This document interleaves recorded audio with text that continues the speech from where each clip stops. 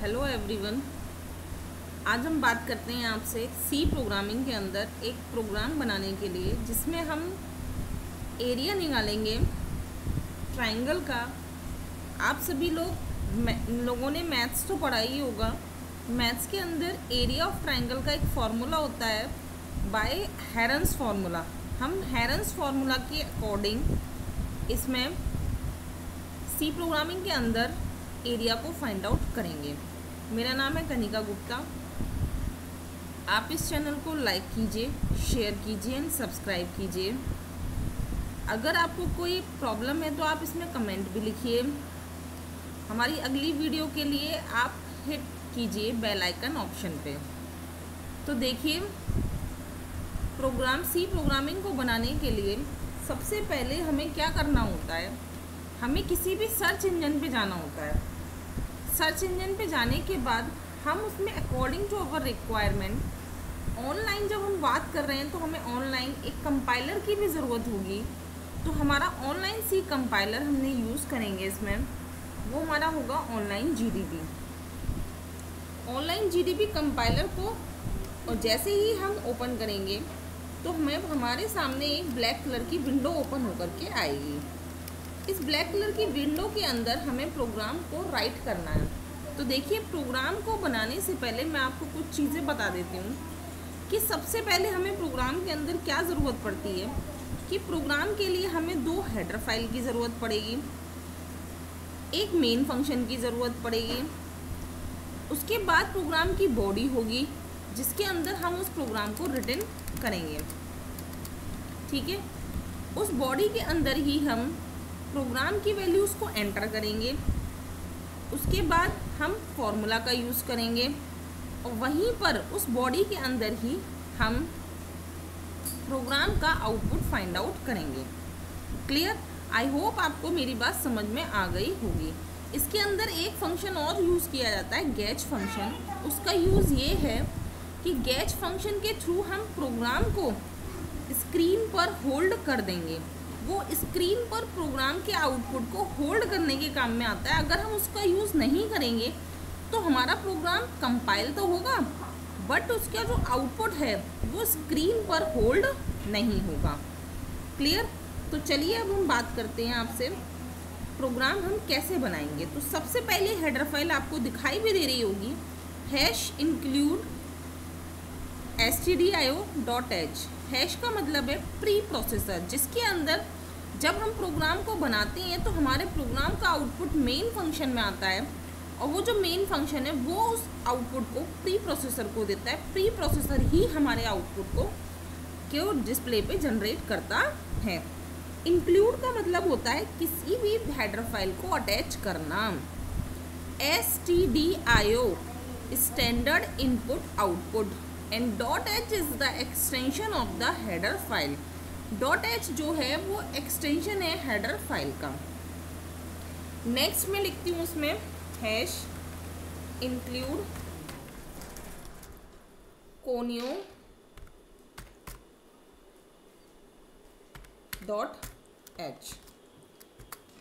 conio.h is the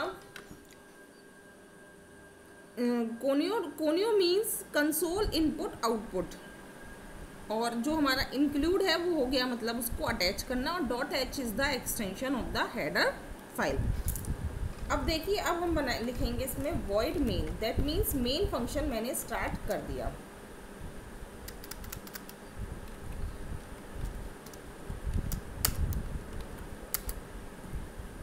अब हमें सबसे पहले ज़रूरत पड़ेगी इसके अंदर डेटा टाइप्स की।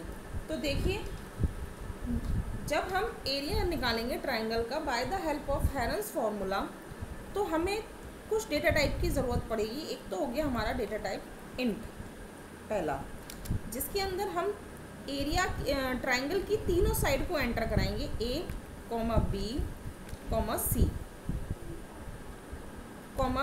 S is the semi perimeter of the header file, semi perimeter of the triangle. Float में हम ले लेंगे इसको, जब हमारी वैल्यू स्क्वायर रूट होकर के आएगी हम इसमें स्क्वायर रूट लगाएंगे तो फ्लोट में हम वैल्यू लेंगे, एक फ्लोट में वेरिएबल लेंगे एरिया। ठीक है, अब हम लेंगे इसको वैल्यूज़ को एंटर कराने के लिए printf enter the sides of triangle. That means हमारे पास अब हमें जो स्कैनएफ में चाहिए वो हमें चाहिए तीनों साइड को एंटर कराना। तो पहला हो गया %d, दूसरा %d ले लिया और तीसरा भी %d ले लिया। %d क्यों लिया? क्योंकि हमने डेटा टाइप इंट यूज़ किया हुआ है। Comma m%a, comma m%b, comma m%c। Clear? यहाँ पे हमारी value by the help of keyboard enter हो जाएगी। अब s इक्वल्स टू ब्रैकेट में लेंगे, सेमी पेरीमीटर क्या होता है? a plus b plus c divided by 2, ये हमारा सेमी पेरीमीटर होता है। जब हम एरिया फाइंड आउट करेंगे तो AR equal to SQRT। SQRT is a function. उसके लिए जब हम SQRT का यूज़ करेंगे तो जब मैंने इससे पहले एक वीडियो बनाई थी, आपको शेयर भी की थी, उसमें हमने एक मैथमेटिकल फंक्शन का यूज़ किया था। तो मैथमेटिकल SQRT एक मैथमेटिक्स का फंक्शन है।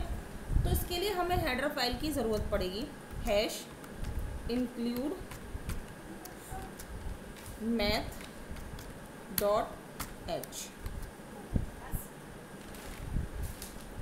अब हम स्क्वायर रूट निकालेंगे। स्क्वायर रूट के बाद हमारा क्या होता है? ब्रैकेट के अंदर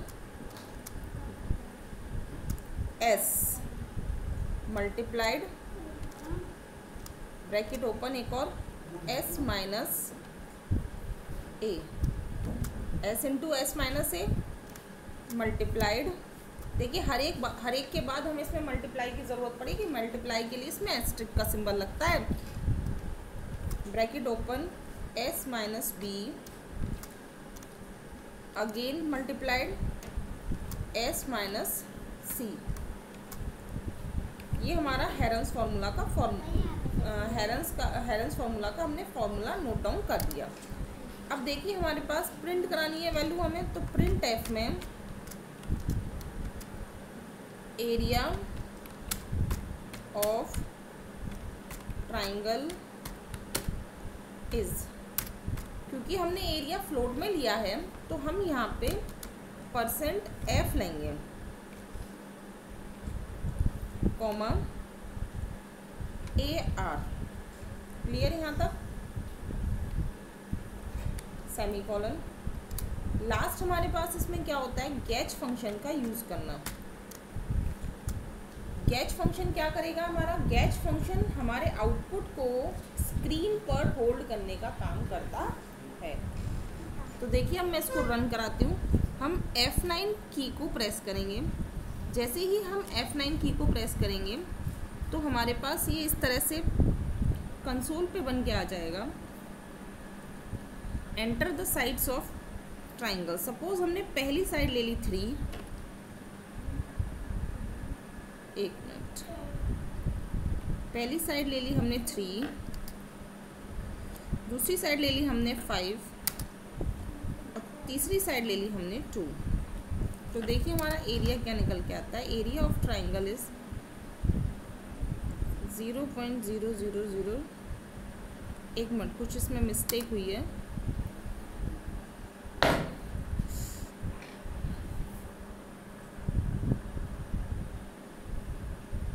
अभी मैं चेक करती हूँ इसकी मिस्टेक को।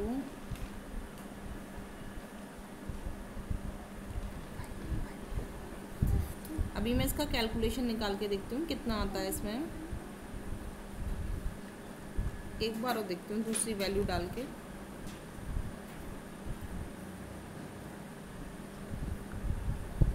सपोज पहली वैल्यू ले ली हमने 30,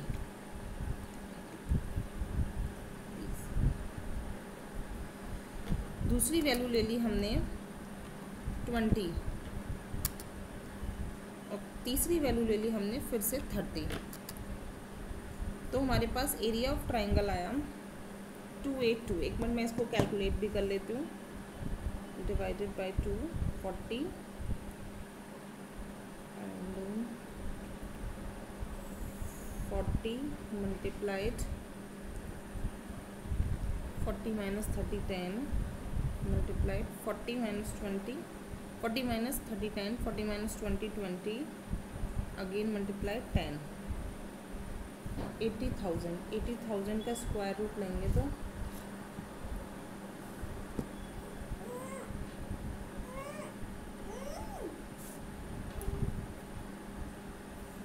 80,000 का हम स्क्वायर रूट लेंगे तो हमारे पास यही आ रहा है 282.842712। ठीक है, यही हमारा आंसर। ठीक है, एक बार और मैं इसको समझा देती हूँ आपको कि हमें प्रोग्राम को बनाने के लिए किसी भी नॉर्मल, जब अगर हम मैथमेटिकल फंक्शन का यूज़ नहीं कर रहे हैं तो हमें दो हेडर फाइल की ज़रूरत पड़ेगी, stdio.h and conio.h। stdio.h is the standard input output header file and conio.h is the console input output header file। तीसरी हमने लिए इसमें हेडर फाइल math.h, क्योंकि हम इसके अंदर मैथमेटिकल फंक्शन जो कि SQRT है, स्क्वायर रूट फाइंड आउट करने के लिए है, उसका यूज़ कर रहे हैं। मेन फंक्शन ले लिया हमने, वॉइड मेन। जब हमें सबसे पहले किसी भी एक अच्छे प्रोग्रामर को कोई भी प्रोग्राम बनाने से पहले ये सोचना चाहिए कि हमारे टास्क में इनपुट क्या होगा।